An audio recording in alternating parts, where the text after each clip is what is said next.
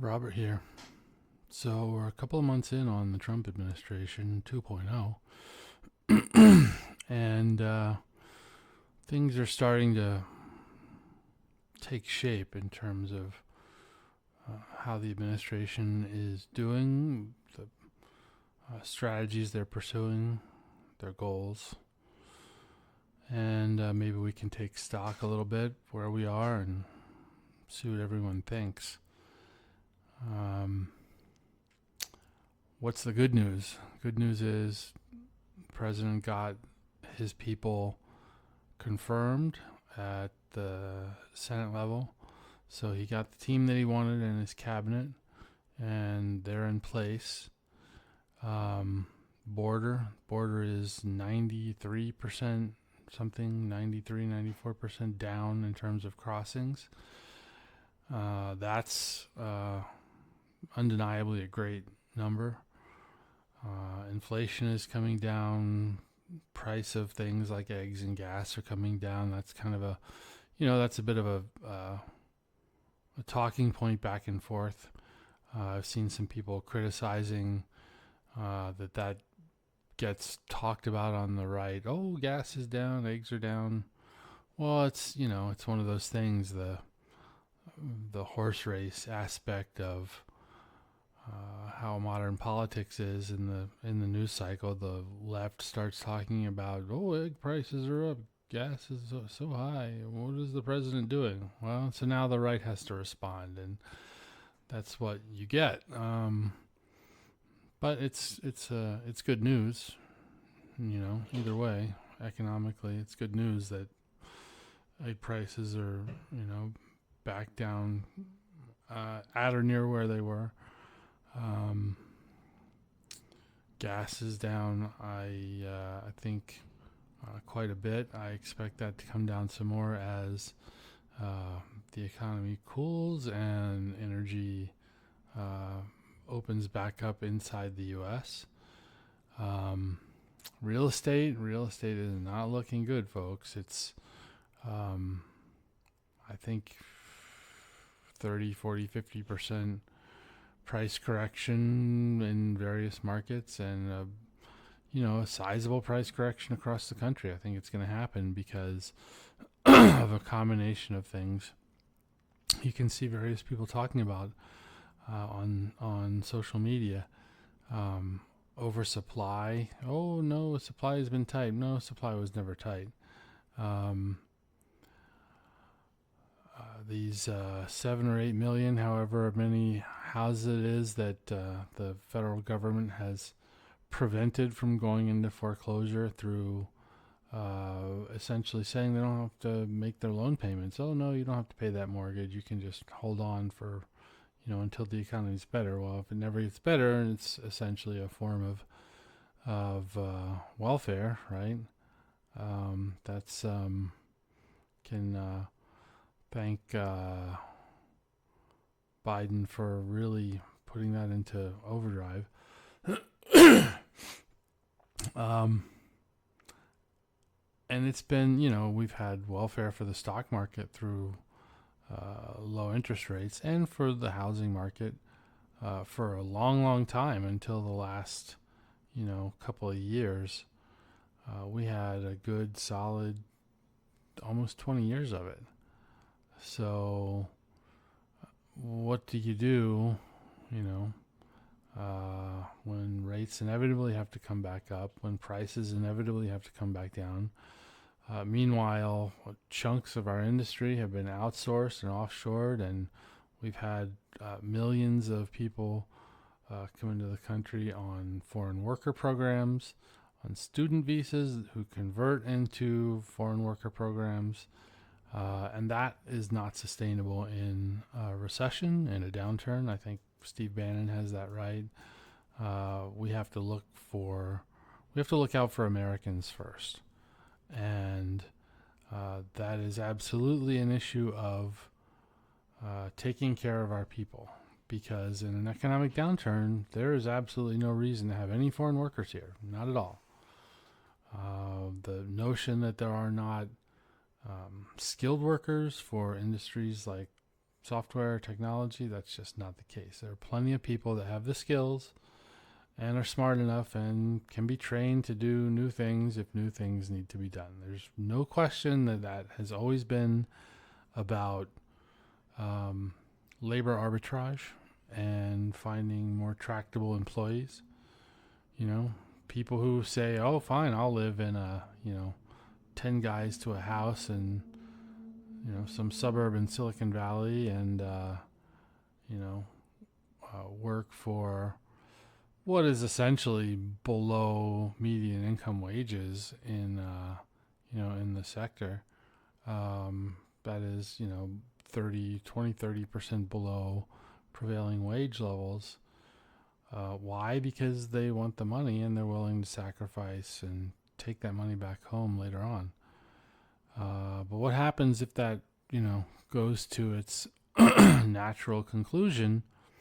And this is a question for everybody that deals with this at a policy level, at the national level. What happens if the entire tech industry just decamps to India? What if they all decide, well, we can just expand our campuses there and just move everybody? We'll have, 500, 1,000 people for a corporate center so we can maintain a presence in the United States, and literally everybody else just, moves abroad. Is that even an American company anymore? Do we just tariff those companies into oblivion? I think so. I don't think we should allow that. I don't think we should allow them to just leave and take all that money. What kind of a hit is that to the U.S. economy if they do that? Is it $1 trillion? Is it $2 trillion? It's a giant number, whatever it is. So I don't think we allow that. But we're in a position right now where it could happen. I don't think there's any prohibition on a company, Microsoft or Amazon or Adobe, Google. Is there any prohibition on them just, opening a campus of 100,000 people in Bangalore or Hyderabad or somewhere else in India and just moving everyone and saying, that's it. If you want a job, you got to move to India. I don't think there's anything preventing them from doing that except perhaps the practicalities of making it happen. So we really have to think about that. I think it's a terrible policy that we've allowed to go on for too long, having worker visas for industries that we have people out of work in. We're seeing that in the trucking industry now, where we have people getting in accidents, truckers who don't speak English, clearly are not properly trained for long haul trucking, and are causing fatalities and injuries on the roads. So what do we do? Do we address that as a country? I think politically, I think you still have Republicans who are thinking about the country 10 years ago. And, we need visas, we need workers. None of that's true anymore. None of it's true. So Republicans, if you want to lose coming up, if you want to go back into being losers, keep pushing the visas, keep pushing foreign workers, keep pushing foreign students. It's not helpful. It's not good for our economy. It's not good for our country. Not at the current time. And if you want to know why, just go back and look historically. Every time we've had a major push of mass immigration, a major wave of mass immigration, it has been followed by curtailments on immigration and a period of little to no immigration, and a sort of a reset for the entire economy. And that's what we need. We need time for the people that are here and are going to stay here to integrate, to become American, and not to be given the option of, maintaining some allegiance to a foreign country, which is what all the foreign workers have. They're not Americans. They're not American in outlook. In fact, if you look, they are very much non-American in outlook. They're sending lots of money back overseas, mostly to Asia. tens of billions of dollars a year, right? That could become hundreds of billions of dollars a year. Like I said, if they move those campuses overseas, that's a $1 or $2 trillion hole in the U.S. economy, isn't it? It's not good. It's certainly not good. So where do we go from here? I think we have to end all those visa programs, foreign students, foreign workers, and we just reset and we go back to the basics of hiring Americans and training them if they need to be trained. Plenty of smart people in this country, plenty of educated people, and they need jobs because guess what? The middle class is going away. And if the middle class goes away, the country fails. No doubt. We end up in a civil war. We end up in a revolution. And if you think you as a member of the economic elite are going to survive that, I would not put any stock in surviving something like that. I certainly don't think that it's likely for anyone. I mean, I think everybody becomes at risk at that point. And all you have to do is look. You look at Venezuela. Look at what happened to Russia. And the Communist Revolution. Look at what happened to China. I mean, people were murdered. Millions of people in these countries.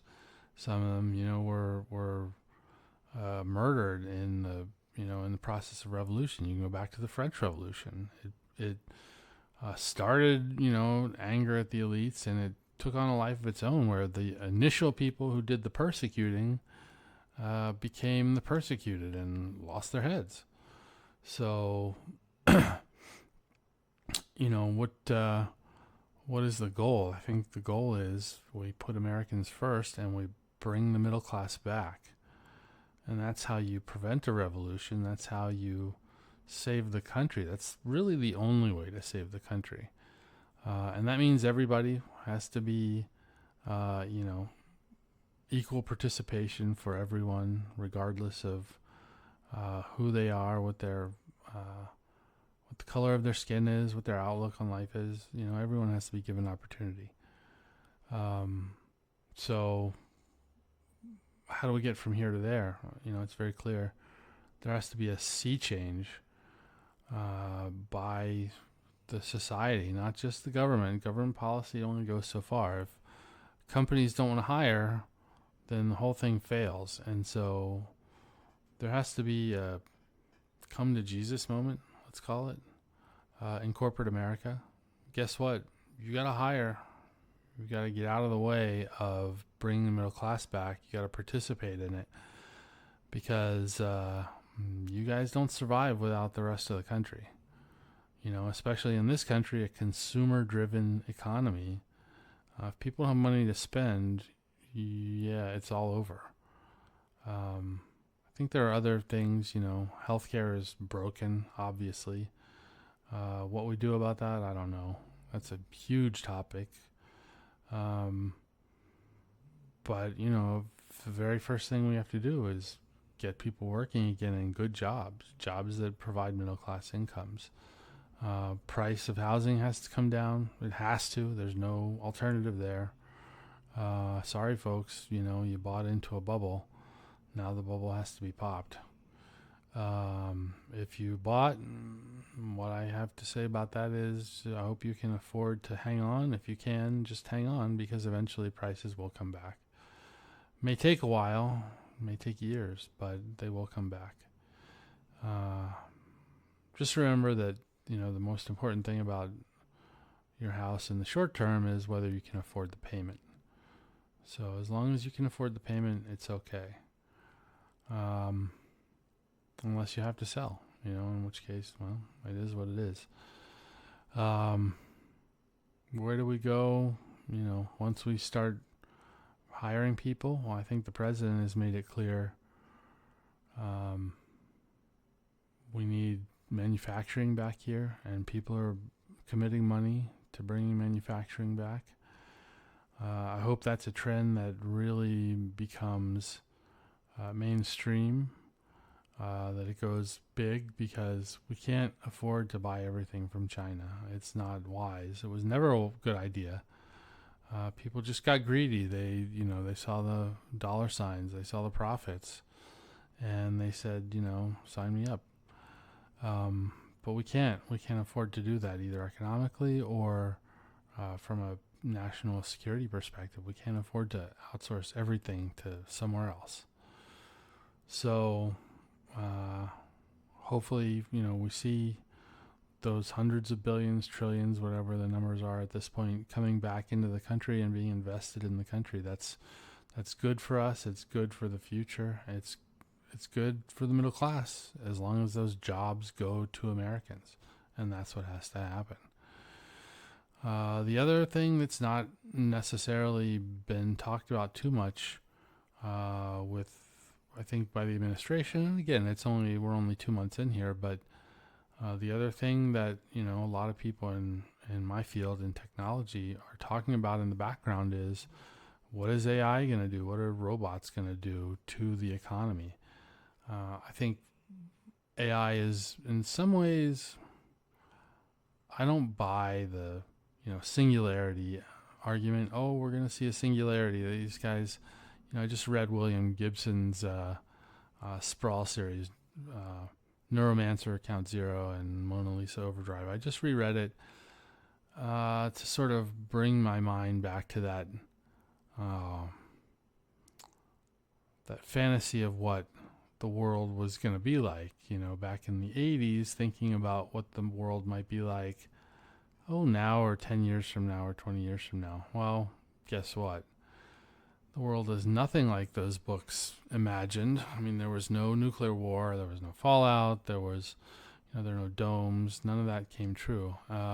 But even more importantly, the internet, or what they called jacking in back then, cyberspace. It's not what Gibson imagined it would be. It's both far more mundane and far more remarkable than what he imagined. Now, he's a writer. He's a great writer. But he could only see so far. And, most people can't see that much.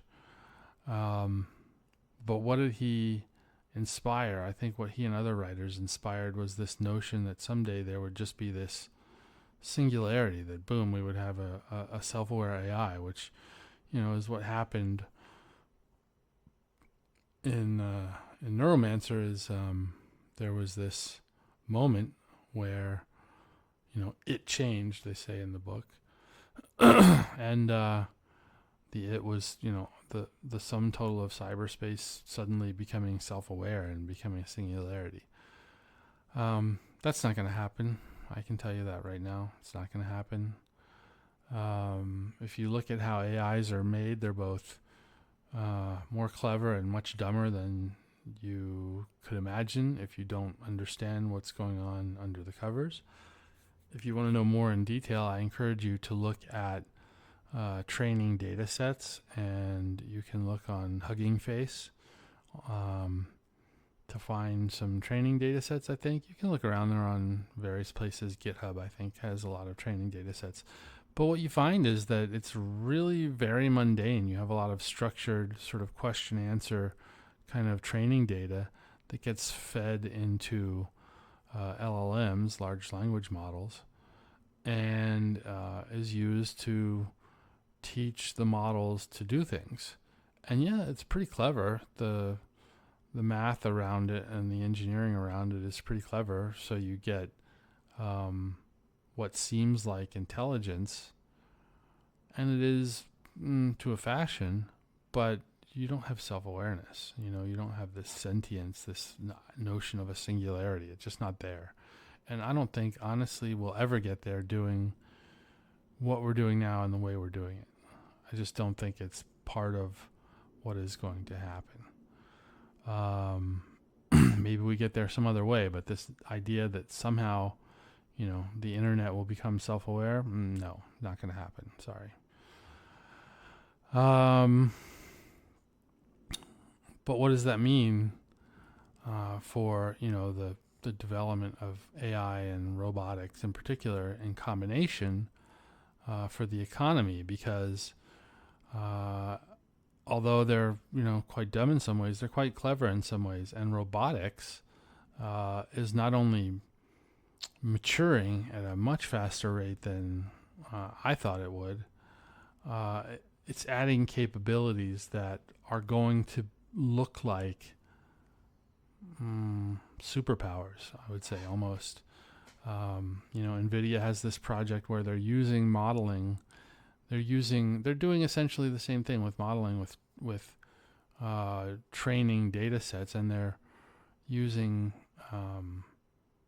I think it's people in bodysuits, the motion capture suits like they use in movies, and they're using, let us say, athletes to model movements using motion capture, and then they're feeding those models.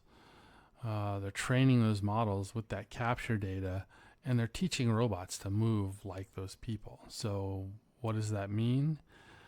It means within a year, you're going to see robots that can move like world-class athletes. I don't think there's any question about that now. It's pretty clear to me that the capability is there to do the training, and once the robot functionally is able to copy those movements, it'll be a done deal. And then it's just a question of producing those robots at scale. So whether it's Tesla, or whether it's a company in China, and there are several, whether it's somebody else, Boston Dynamics, I know there's some other American competitors. Somebody is going to figure out how to produce these robots that can copy those movements, and then they're going to be able to move like people, like very best people, and then they'll be able to move better than people. And if you see, there's also this prototype of what's called a musculoskeletal robot. That is a robot that could kind of look human. We're getting very close to something like you would call the Nexus robots in Blade Runner. I don't think it's as far away as people think. I think within 10 years we'll have that. We'll have at least the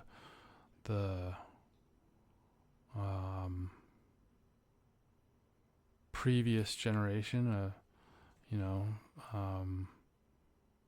the generation with synthetic everything. Will you have a generation after that is biological, like the Nexus 6 robots in Blade Runner? There's a lot of biohacking going on now, and I think LLMs are quickly showing that they can be used to improve on the pace of biohacking in terms of creating synthetic biology. So do we get to a point where you can, synthesize a biological robot? I think so. I think it's just a matter of time. Is that 10 years away, 20 years away? I don't think it's 100 years away. I don't even think it's 50. I think it's probably within my lifetime, certainly within the lifetime of my children. And we'll see it. And it's wow, you have to say it's terrifying, isn't it? Okay, sorry, I just shifted to get out of the sun there. I've got this little afternoon bit of sunlight coming in from between the blinds. So, back to the issue of robots. Biological androids, whether or not they're even that. I don't think that's an immediate worry, but we have an immediate worry, which is robots that can move like the most talented people physically. Robots that can be trained to do virtually anything through the use of models and training with large language models. And robots that can be empowered with an AI that's,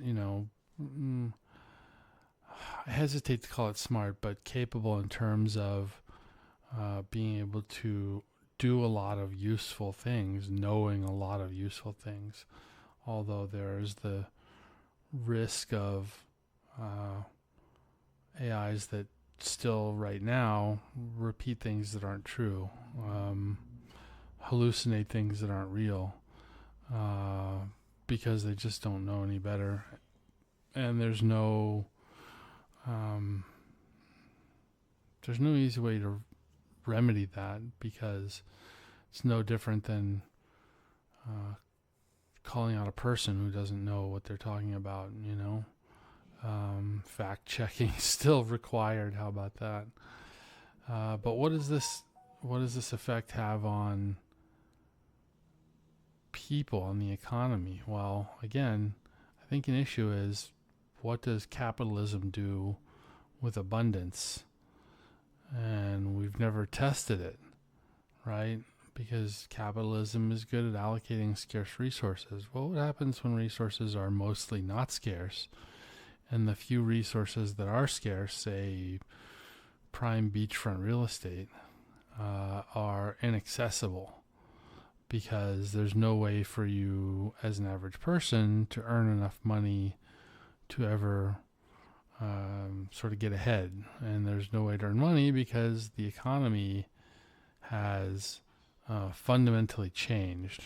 That is, where once you had to earn, work a job to earn enough to live,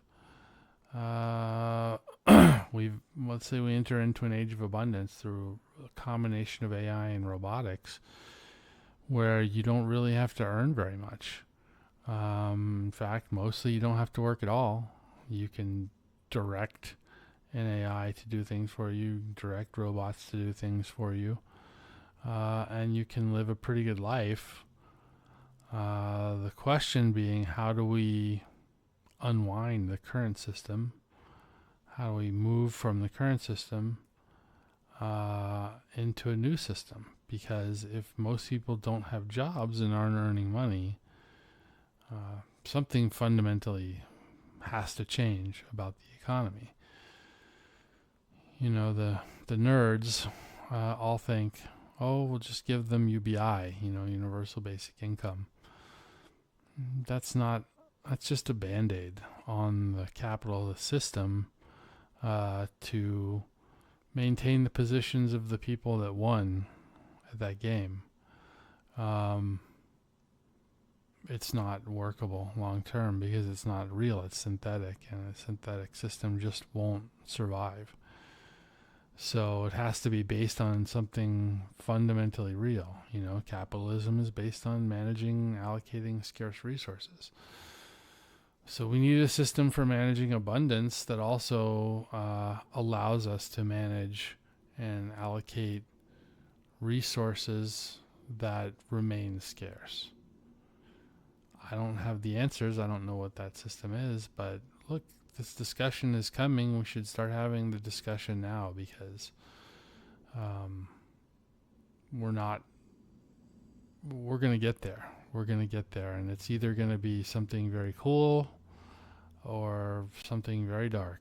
It could be really great, an age of abundance where people can do more with their time, or it could be very dystopian. So whether, which way we go depends on the choices we make now and in the next few years. This doesn't even address the issue of all the secret technology.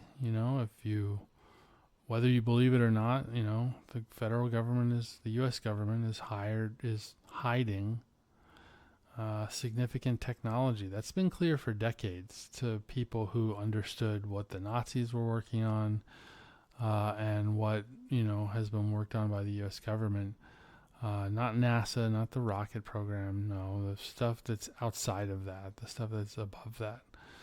Zero-point energy, gravity control, propulsion, all these technologies that relate to things that Stephen Greer has talked about in terms of alien contact and some technology being alien, some technology being human, and there being this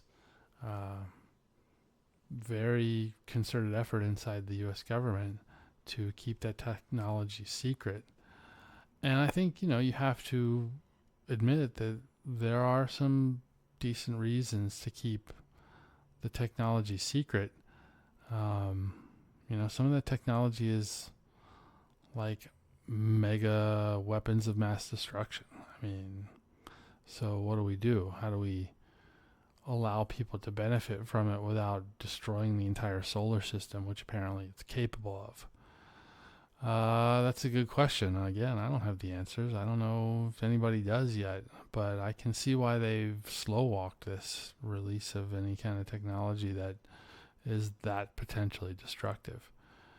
Are there nefarious motives? Are there people who have used it for their own ends and their own purposes? Of course. I mean, that's inevitable with secrecy and with the acquisition of so much power, right? By power, I mean that technology itself. That technology is power. So what do we do? How do we take advantage of that technology? How do we move beyond our own planet? How do we open up exploration of the stars? Well, fundamentally something has to change. People are still too concerned with the, these notions of domination and hoarding and acquisition of as much wealth and power as possible. And, I don't know that ever changes in human nature, but certainly we need to get beyond this notion of fighting over petty things when what's being held from us is access to the stars. So a lot to unwrap there, a lot to think about, but for my part, I just want to see the country recover, the middle class recover, and then we can help. We can resume our mission as we have had a mission in the last 100 years of, maybe not the last 100, but certainly the last 70 or so of improving the rest of the world, lifting people out of poverty, spreading wealth, spreading health, giving other people the opportunity to make the best of their lives. I think that would be a good thing. But we have to have our country be on a sound footing if we're going to do that. So, what do you think? I would like to see us, have an explosion of economic activity, an explosion of innovation, and release of technology in such a way that it helps people without putting everything at risk. So let me know what you think.